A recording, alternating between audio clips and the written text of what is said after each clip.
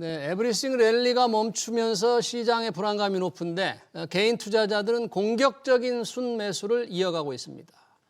주식, 금, 비트코인 등 주요 자산이 모두 하락세로 돌아섰지만 개인들은 지금을 저가 매수 기회로 보고 있는 겁니다. 에브리싱 랠리가 에브리싱 셀 오프로 바뀐 상황 어떻게 대처해야 할까요? 두 분과 얘기 나눠보겠습니다. 최상미 이화여대 경영학부 교수, 이경수 하나증권 수석 연구위원 나오셨습니다. 어서 오십시오. 네, 반갑습니다. 얼마 전까지만 해도 에브리싱 랠리라고 해서 위험자산인 주식, 안전자산인 금, 그리고 디지털 금이라는 비트코인도 급등했는데 지금은 분위기가 완전히 바뀌었습니다. 최상미 교수님, 왜 이렇게 분위기가 불과 얼마 전과 이렇게 다르게 싸늘하게 지금 바뀌었죠? 그렇죠. 10월 초까지 네. 다 강세고 사상 최고치 찍고서 네. 저도 매우 기뻤는데 이제 11월 딱 들어서니까 첫 번째가 이제 AI 버블이죠. AI 버블. AI가 네. 과연 이렇게 계속 갈 것이냐. 이제 서학개미들은 AI 관련주에 많이 투자를 했을 거죠. 그 다음에 금리가 생각보다 예. 빨리 내리지 않는다, 연준이. 빨리빨리 내려가지고 더 많이 유동성이 생겨가지고 막 투자해야 되는데 이게 네. 어렵다. 그리고 이에 따라서 달러가 지금 약세일 걸로 생각을 했는데 예. 생각보다 강세 기조로 전환이 되니까 이게 이제 국채로 자금이 몰리기 시작하면은 이제 차익 실현도 해야 되고 예. 그 다음에 유동성이 줄어들 거라는 이런 걱정도 되니까 네. 사실은 이제 기존에는 저렇게 자산이 오르는데 나도 투자해야 되는 거 아니야? 이런 그러니까. 포모가 있었는데 이렇게 포모로 성장한 시장은 조금만 충격이 있어도 엄청나게 하락하게 되는 이제 이런 이제 상황을 보이거든요. 그래서 네. 이게 기대가 꺾이는 순간 이제 되돌림도 빠르게 오니까 이렇게 에브리띵 셀러브 이렇게 된 게 아닌가 이렇게 네. 봅니다. 네. 그러니까요. 네. 지금 AI 버블, 뭔가 연준의 금리 인하 기대감 속에서 돈이 늘어나는 유동성의 힘에다가 AI 혁신 기대감으로 쭉 올라왔는데 다 모든 자산이 올랐는데 지금 분위기가 바뀌고 있습니다만 이 분위기가 바뀐 분위기가 다시 되돌아갈지 아니면 바뀐 분위기대로 좀 싸늘하게 식은 장이 이어질지 이런 판단을 지금 하려면 역시 내일 발표되는 엔비디아 실적입니까? 그게 그 변화의 어떤 기폭제가 될 수 있을까요?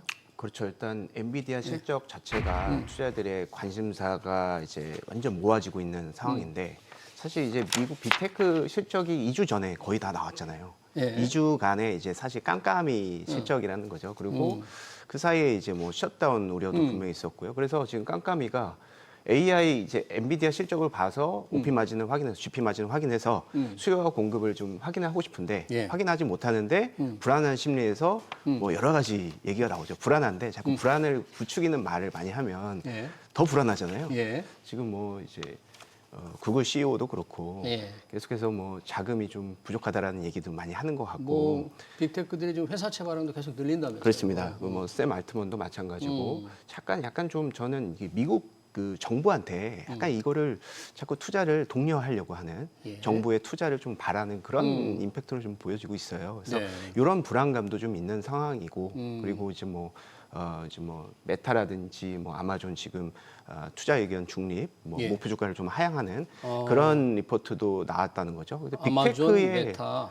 맞습니다. 빅테크의 그 목표 주가 하향 리포트는 참 오랜만에 보는 것 같습니다. 상당히 의미가 있는 네, 그래서 리포트였네요. 이런 불안감이 계속 좀 부각이 되고 있다. 그리고 소비자 그 인플레이션도 상당히 좀 우려스러운데 이게 이제 뭐 발표가 지난주에 발표가 됐으면 예. 뭐 어느 정도 우리가 금리에 대한 방향성 우리가 예측할 수가 있는데 이것도 이제 계속 발표가 미뤄지고 있고 이번 주 금요일 날 이제 뭐 미시간대 이제 뭐 소비자 이제 예. 인플레이션 요게 나오고 다음 주에 이제 PPI 발표된다고 하더라고요. 그래서 이런 것들이 좀 확인이 되면 어느 정도 금리에 대한 어떤 방향성이 좀 정해지고 불확실성이 좀 해소가 될 수 있다. 일단 처음에는 이제 엔비디아 실적이 네. 지금 영업이익률이 65%가 계속 유지가 될 수 있는지 이게 가장 중요하지 않을까 네. 이렇게 생각이 듭니다. 그 중요한 엔비디아 실적 발표 시장에 다양한 전망이 있을 텐데 어떻게 지금 예상들을 하고 있어요? 지금 엔비디아 실적에 대해서는? 엔비디아 이제 젠스당 같은 경우는 굉장히 자신감 있게 수주 물량이 쌓여 있다라고 이제 쌓여 발표를 한 상태잖아요. 근데 이제 시장은 아시다시피 항상 선반영한단 말이죠. 그래서 AI가 잘할 거다. 그 중에 엔비디아는 정말 잘할 거라는 기대가 있기 때문에 예. 굉장히 그 예상을 뛰어넘는 실적을 내놔야 음. 시장이 즉시 반응을 할 것이고 예. 그냥 예상에 맞 맞춘 이제 어닝 무조건 뭐 플러스가 나겠지만 제 생각에는 예. 그렇게 했을 경우에는 그 임팩트가 크지 않을 거다 저는 이렇게 보고 있습니다. 네, 과연 예상을 뛰어넘는 실적. 그동안 계속 예상을 뛰어넘는 실적을 내놨는데 기대치가 워낙 높아진 상태니까. 그런데 왜 최근에 엔비디아 주식을 파는 큰 손들이 많습니다. 손정희 회장 그리고 피터 틸 아주 월가의 유명한 실리콘밸리 투자자죠. 피터 틸도 팔고 이런 거는 어떤 뭐 개인적인 사정입니까? 하나의 엔비디아 주식에 대한 뭔가 조금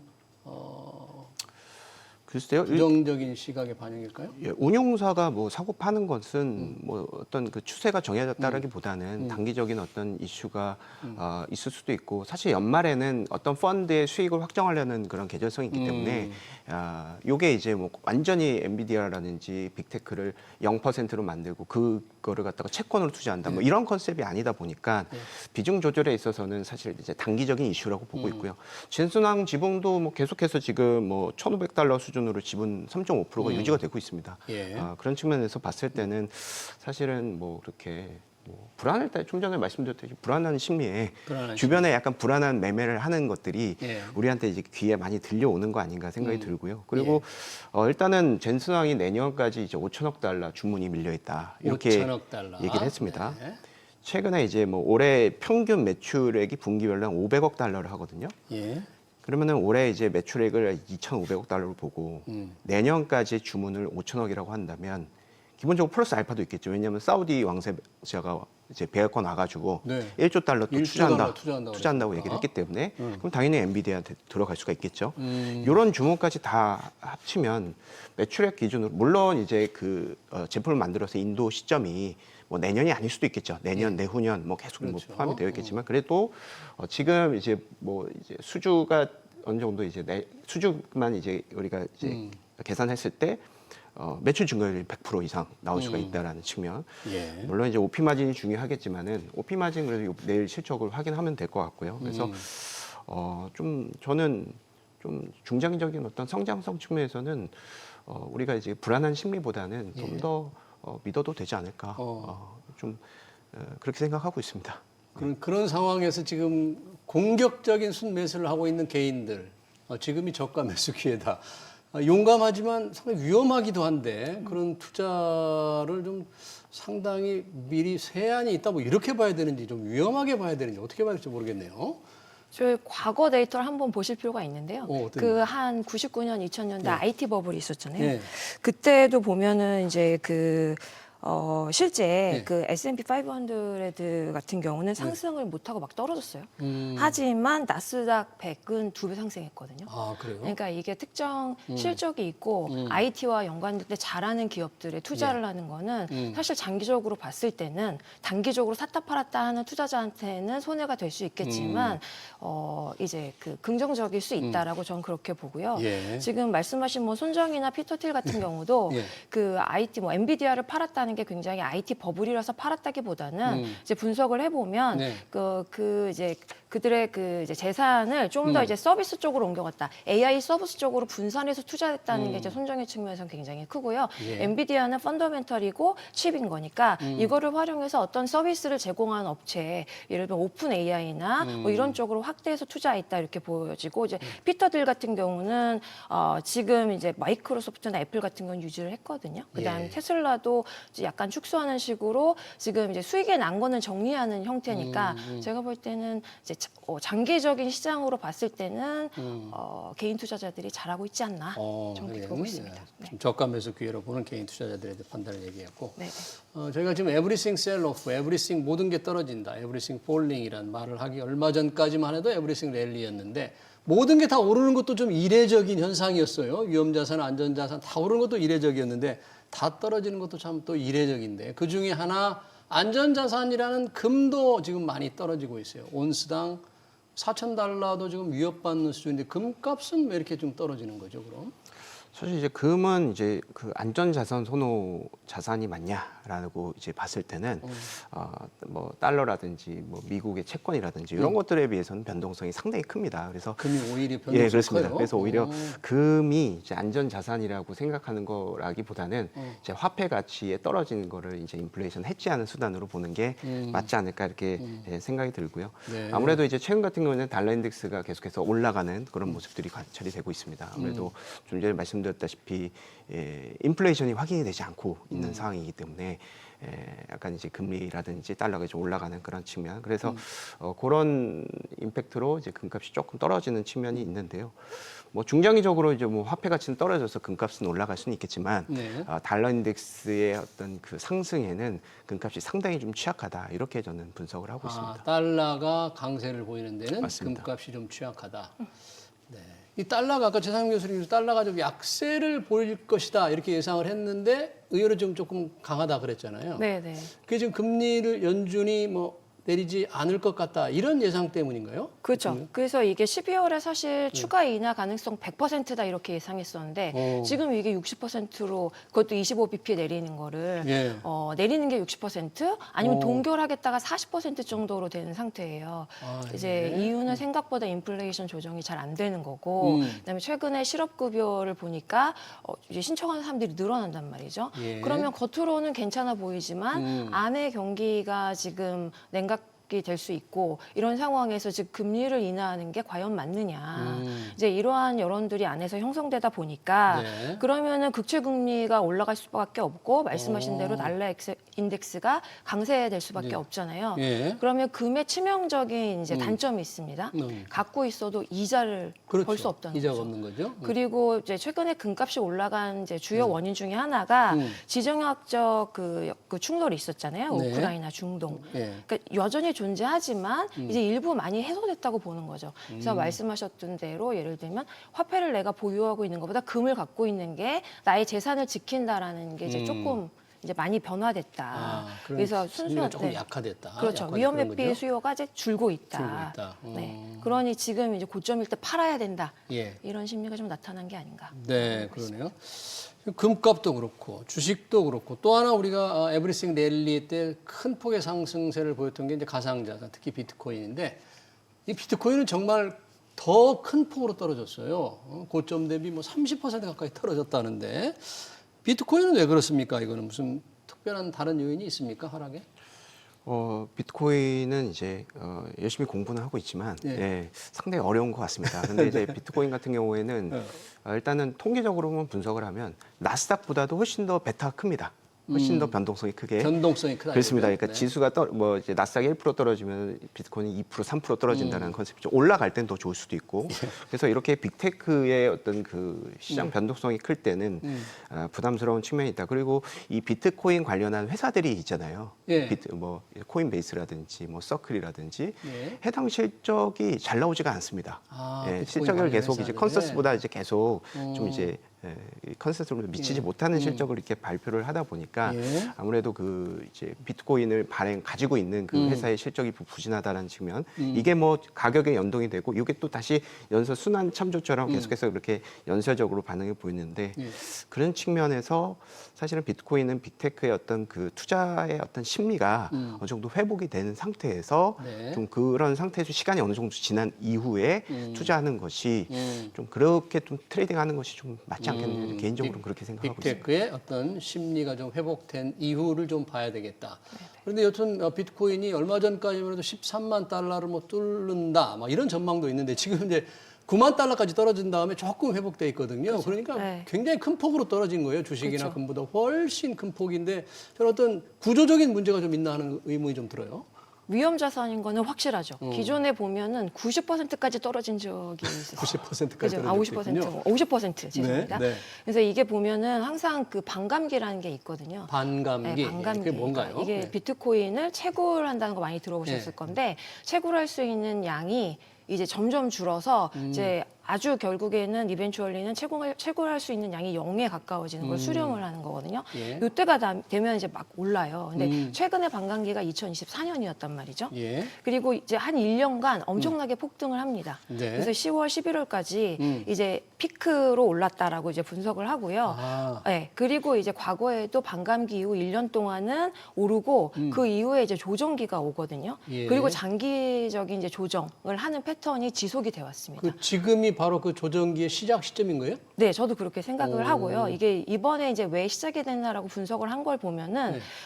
다 오르는 상황에서 비트코인은 위험 자산이니까 같은 돈을 넣어도 더 많이 번단 말이죠. 예. 그러니까 레버리지 투자가 많았습니다. 네, 그리고 파생 상품도 엄청 많아요. 예. 네, 그래가지고 빚져가지고 투자를 하는 상황에서 이제 일정 손실이 나면은 바로 청산에 들어가게 됩니다. 네. 그래서 이 청산 때문에 갑자기 떨어진 확률 이유도 되게 있거든요. 예. 그래서 그 온체인상의 데이터를 쭉 보게 되면은 여기에 선물 옵션이 많이 걸려 있느냐, 예. 그다음에 알트코인도 같이 상승하느냐, 예. 이제 그다음에 이런 것들을 보면 포모냐, 예. 이게 실제 펀더멘탈 없이 막 투기적으로 과열됐느냐 이런 지표들이 있거든요. 네. 이게 이제 과열된 상태였다. 과열된 상태. 네, 네.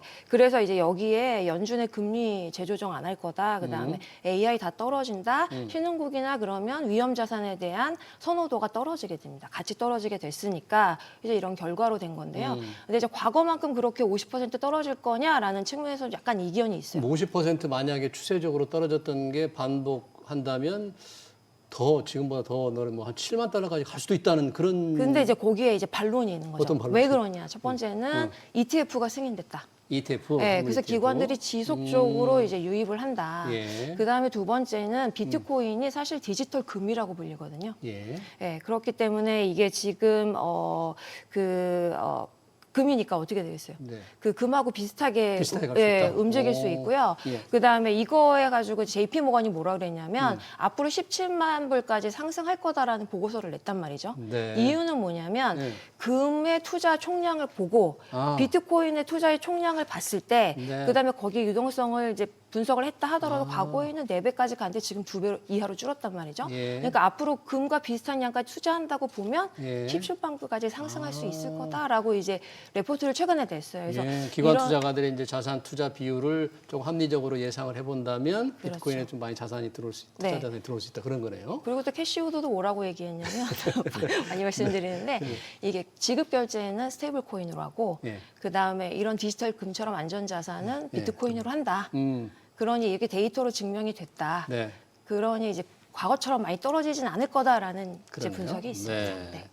뭔가 하여튼 이제 대세 어떤 반감기 이후 1년 동안 계속된 호황기 뒤에 따라오는 1년 동안의 지난 뒤에 따라오는 이제 하락기의 시작이냐 아니다. 새로운 ETF 자금이 들어오기 때문에 다시 오를 수 있느냐. 이제 비트코인 가격도 연준의 금리 이제 결정 전망에 따라서 또 많이 달라질 것 같네요.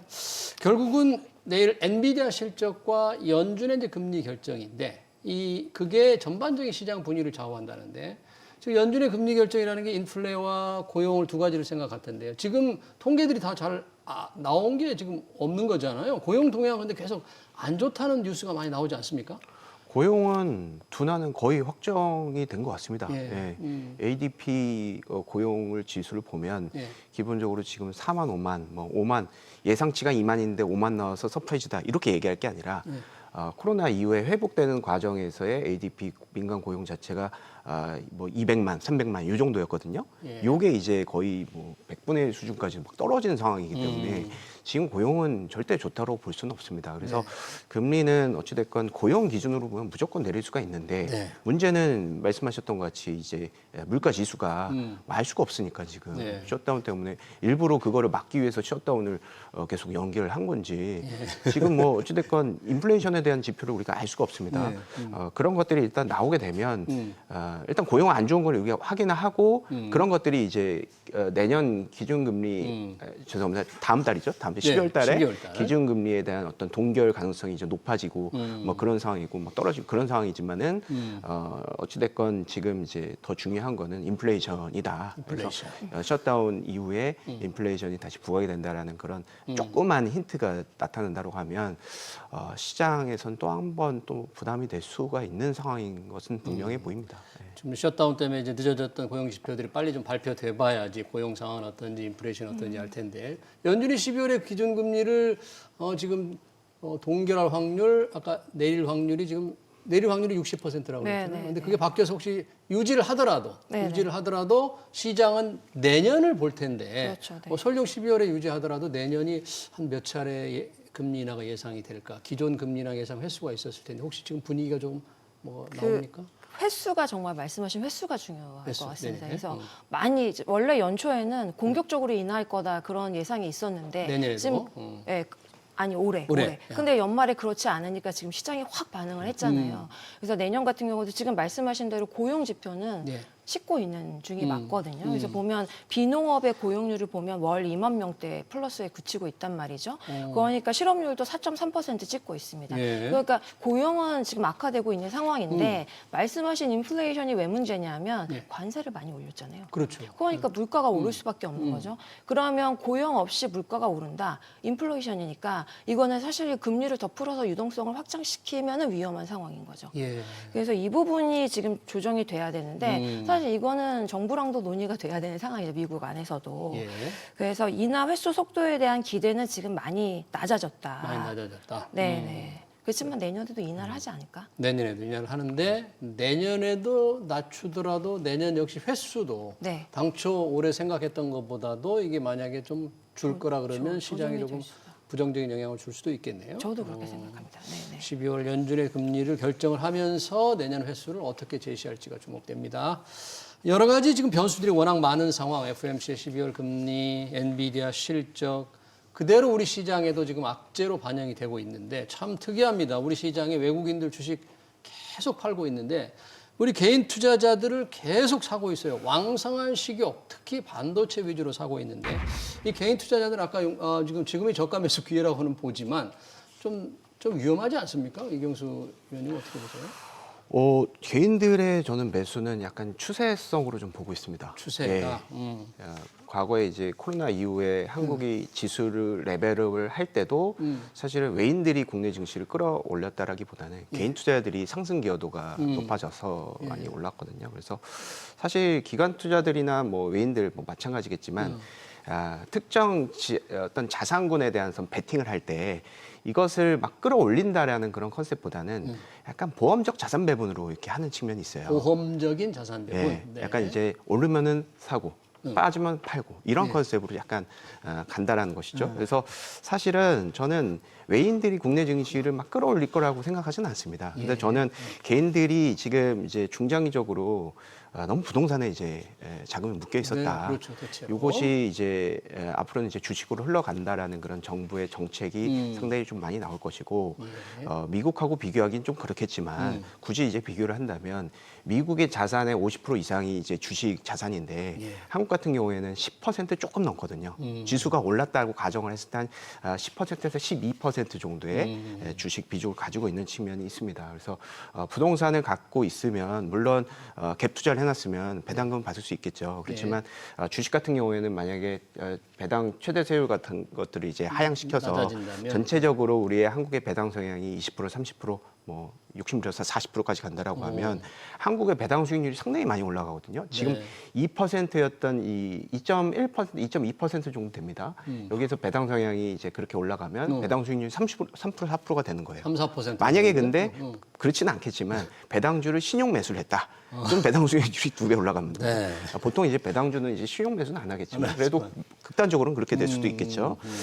그런 측면에서 봤을 때는 이런 이동이 이루어지고 있고 지금 부동산하고 주식의 어떤 1년, 3년 성과를 비교를 해보면 지금 주식이 월등하게 부동산 대비 좋습니다. 그렇죠. 이런 것들이 어떻게 보면은 내년에 어떤 그 자산, 그러니까 고액 자산건들의 어떤 그 자산 배분 측면에서 분명히 영향을 미칠 수도 있겠다라고 저는 보고 있고요. 전반적인 자산의 수익률 기대치에서 이제 점차적으로 주식에 대한 기대를 좀 높일 수 있으니까 거기에 계속 추세적으로 들어올 거다 그러는데 특히 반도체 업종에 많이 들어오는 걸 보면 아무래도 반도체 기업들 삼성전자, SK하이닉스의 내년 이익 전망이 굉장히 좀 좋은가 보죠? 어느 정도로 나오고 있습니까? 보면 이게 지금 발표한 거 하이닉스 같은 경우 25년 이제 3분기만 봐도요. 영업이익이 11.4조 원. 사상 최대고. 그다음에 전년 대비 62%나 증가했고요. 실제 반도체 관련 산업군의 영업이익을 보면은 거의 50%에 가까워요. 그러니까 네. 다른 업종에 비해서 굉장히 영업이익이 높은 이제 그 산업에 속한다. 그리고 보면 HBM4나 뭐 DRAM 이제 출하 같은 경우 이제 20% 이상 시장이 성장할 거로 글로벌 시장이 성장할 거로 이제 분석이 되고 있고요. 예. HBM 시장도 연 이제 30% 이상 성장할 거라고 분석이 되거든요. 그러면 개인들이 믿고 있는 AI 이제 슈퍼 사이클 이제 스토리가 탄탄하게 받쳐주고 있다 저는 이렇게 보고 예. 있어요. 네. 네, 그래서 지금 외국인이 파는 이유는 달러가 외국인. 강세고. 달러. 네, 그다음에 환율, 우리 이제 원달러 환율도 높으니까. 그렇죠. 지금 저희가 더 조심해야 될 건 뭐냐면 네.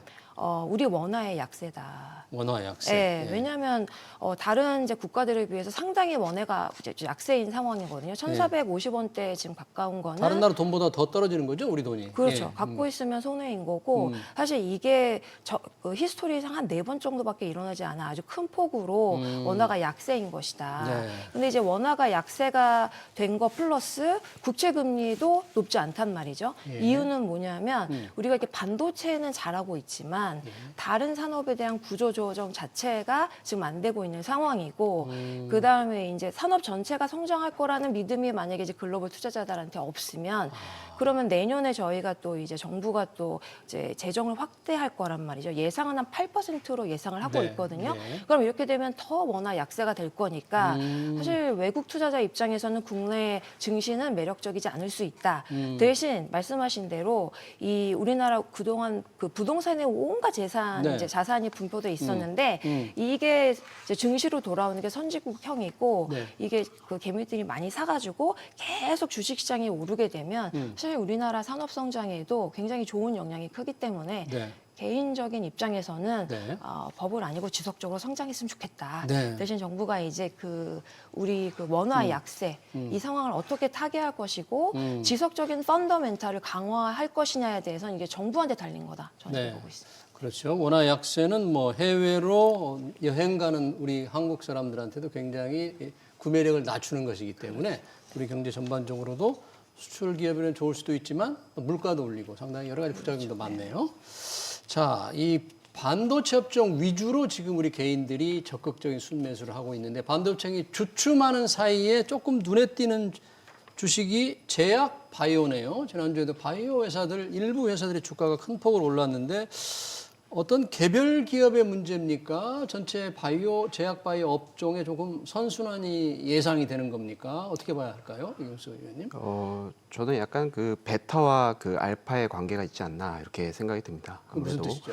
네. 좀 이제 지수가 어느 정도 올라간 상태에서 반도체는 여러 가지 이제 빅테크에 대한 어떤 이슈에 좀 묶여 있고 그런 사이에 이제 지수의 갭을 메꿀 수 있는 것은 이제 알파 전략. 그러니까 이제 대형주보다는 중소형주의 어떤 강세가 나타나는 전형적인 어떤 현상인데 예. 그런 측면에서 제약바이오 같은 경우에는 사실은 이제 엄청 뭐 사이클화된 산업도 아니고 상당히 안정적으로 내년 이익 증가율도 한 30% 40% 정도 올라가 있습니다. 이익 증가율 예상치가 예. 30-40%. 근데 시장 자체가 55%예요. 근데 시장보다는 그렇게 높지는 않은 거죠. 근데 물론 제약바이오를 내년 뭐 실적을 얘기하기보다는 중장기 수주라든지 여러 가지 이제 뭐 기술권 이전 계약 이런 것들이 더 중요한 컨셉이기 때문에 네. 사실 그 수주도 상당히 많이 늘어난다라고는 합니다. 네. 그렇지만 사실은 이제 제가 말씀드리고 싶은 것은 반도체가 꺾이고 있는 그런 상황에서 제약바이오가 강세에는 한계가 있다라는 얘기죠. 왜냐하면 내년 실적에 대한